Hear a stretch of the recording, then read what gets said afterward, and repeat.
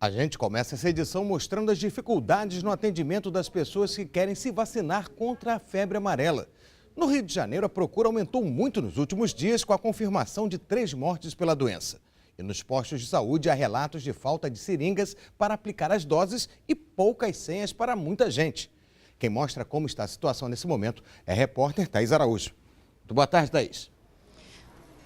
Boa tarde, Marcelo. Boa tarde a todos. Olha, é isso mesmo. Neste posto de saúde na Tijuca, na zona norte do Rio de Janeiro, a fila por aqui de pessoas em busca da vacina contra a febre amarela começou às 3 horas da madrugada. Às 8 horas, quando o posto abriu, as senhas foram distribuídas, mas rapidamente acabaram. Até um comunicado, Marcelo, aqui do lado de fora, informando a população que são aplicadas apenas 400 doses por dia. E por isso muita gente que veio durante a manhã acabou não conseguindo se imunizar e teve que voltar para casa. É o caso da advogada Luana, que não conseguiu se vacinar, é isso, Luana? Isso mesmo, não consegui. Cheguei aqui e já tinha acabado as doses. E agora? Agora eu vou ter que procurar um outro lugar, porque mês que vem eu viajo e preciso estar com tudo organizado. Tá certo. Marcelo, e há pouco a Secretaria Estadual de Saúde divulgou uma nota informando que no dia 27 de janeiro, no outro sábado, vai promover o dia D da vacinação contra a febre amarela. O objetivo é chamar a atenção da população sobre a importância de se imunizar e todos os 92 municípios fluminenses vão participar dessa mobilização. Nós vamos acompanhar agora como foi a movimentação em outras unidades de saúde aqui no Rio de Janeiro, na reportagem de Tiago Pimenta. Essa é a segunda vez que a Silvia tenta levar o filho para tomar a vacina contra a febre amarela nessa clínica da família em Quintino, na zona norte do Rio. Ontem, a espera pelo atendimento foi frustrada. Eles informaram que não tinha seringa e não tinha previsão nenhuma de chegar a seringa. Eu optei então por comprar as seringas e eles não me permitiram, disseram que teria que ser seringa doadas por eles. Hoje ela chegou às 8 da manhã e depois de 1 hora de espera, a vacina foi aplicada nela e no filho. Seringa tinha hoje? Hoje pela manhã tinha. Nos postos de saúde do Rio de Janeiro, as filas começaram ainda de madrugada e permaneceram até o início da manhã. Muita gente que foi na esperança de conseguir uma senha perdeu a viagem. Não consegui tomar vacina.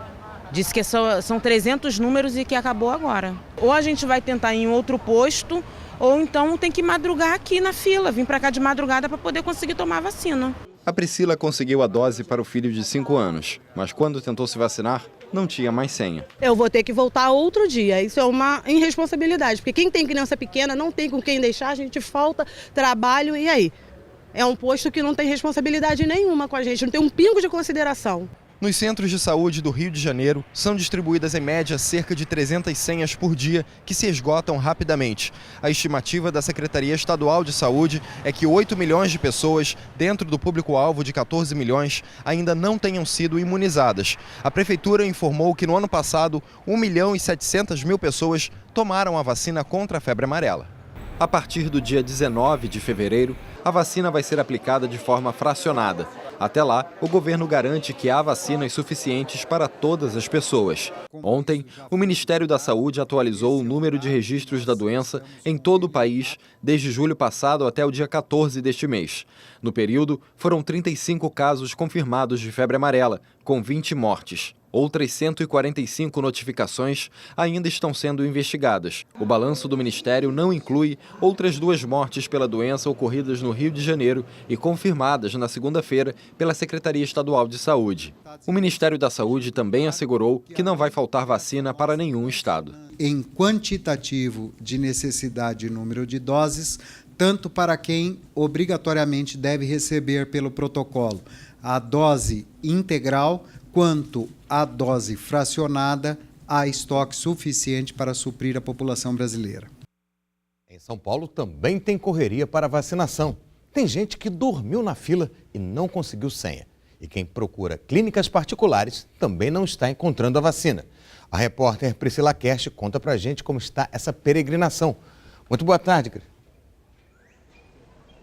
Boa tarde, Marcelo. Boa tarde a todos. Aqui neste posto de saúde, na zona oeste de São Paulo, não adianta mais entrar na fila. E não é qualquer fila. Como a gente pode ver, é uma fila que dá a volta na quadra. E as senhas para as pessoas que vão conseguir tomar a vacina contra a febre amarela hoje já foram distribuídas. E mesmo quem conseguiu a senha está esperando em média 5, 6 horas. Teve gente que chegou aqui 11 horas da noite de ontem, sendo que o posto só abre às 8 horas da manhã. No sábado, a Prefeitura de Mariporã, na região metropolitana de São Paulo, decretou o estado de emergência e calamidade da saúde pública por 180 dias. Isso quer dizer que medidas emergenciais vão poder ser tomadas, isso para combater o mosquito que transmite a febre amarela. Entre essas medidas estão entrar em casas fechadas e nas casas de pessoas que não permitem acesso a agentes de saúde pública. E isso também inclui a contratação emergencial de funcionários. A nossa equipe de reportagem passou por outros postos de saúde aqui da região e também foi até uma clínica particular, porque lá eles estão sem vacina contra a febre amarela no estoque. Vamos ver na reportagem. Na zona oeste da capital, a fila para se vacinar contra a febre amarela era interminável. Teve gente que trouxe marmita para conseguir esperar. Trouxe até marmita. As senhas do dia acabaram logo cedo neste centro de saúde escola no Butantã. Acabou! Só amanhã mais 800 senhas, pessoal. Enquanto as pessoas lotam os postos de saúde públicos, as clínicas particulares não têm mais vacina contra a febre amarela em estoque. Quem fornece a vacina para as principais clínicas particulares da cidade é um único laboratório que produz as doses fora do país. Em nota, a empresa diz que recebeu um aumento inesperado dos pedidos e que as regras para importação exigem tempo. Não há previsão de reposição das vacinas. O vice-presidente da Sociedade Brasileira de Imunizações diz que quem mora nas áreas com indicação para vacinação ou vai viajar para áreas de risco deve buscar um posto de saúde público. Pessoas fora dessas condições podem aguardar. Não há necessidade de correria, não há necessidade de pânico, não há necessidade de vacinar todo mundo rapidamente no período curto de tempo. Nós vamos distribuir as doses na questão pública, privilegiando os locais onde há acometimento de macacos, ou seja, circulação do vírus da febre amarela, e aos poucos iremos expandir a vacina. Aqui, por exemplo, no estado de São Paulo, a previsão é até 2018 estar com todo o estado vacinado. O Distrito Federal enfrentou em 2017 sua pior crise hídrica. O nível do descoberto, um dos principais reservatórios de Brasília, chegou a 5,3% da capacidade. A situação levou o governo a adotar um sistema de racionamento que está completando um ano. A economia de água chegou a 12%, mas o controle não tem data para acabar.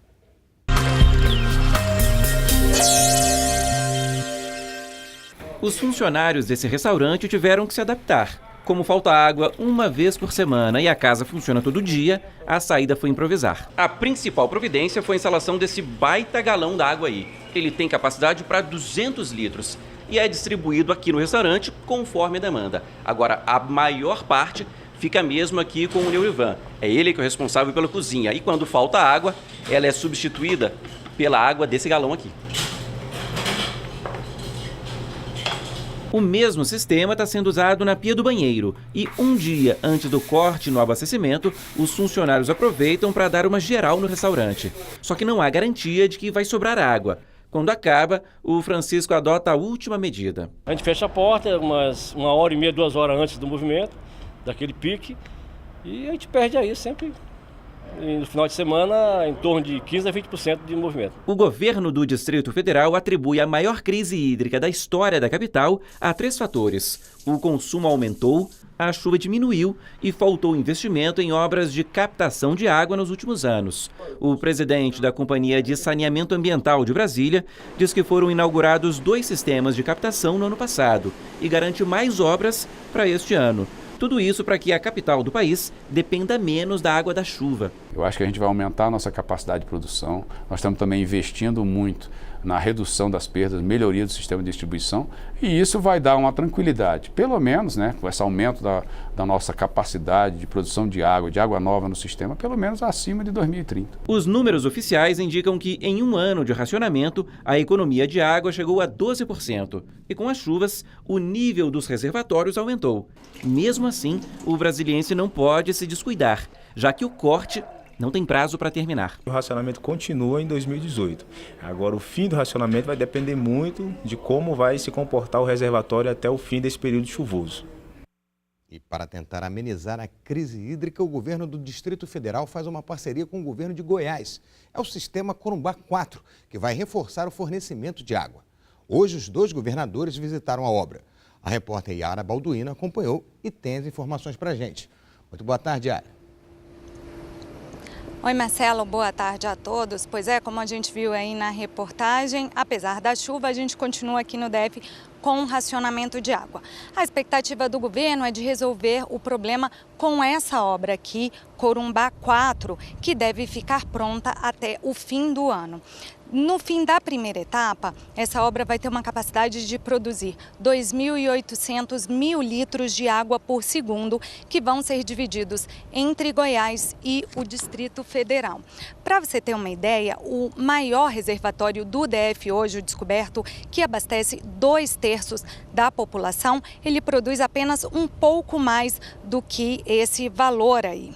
Quando a obra ficar totalmente pronta, que terá uma capacidade de produção ainda maior, ela vai abastecer 5 regiões do DF, 5 regiões populosas e mais 4 municípios que fazem divisa aqui com o DF. Por isso, toda essa expectativa do governo em relação a essa obra. Durante a visita, o governador do DF, Rodrigo Hollenberg, chegou a dizer que quando o Corumbá 4 começar a funcionar, vai resolver definitivamente o problema da crise hídrica aqui no DF, pelo menos pelos próximos anos. Vamos ouvir.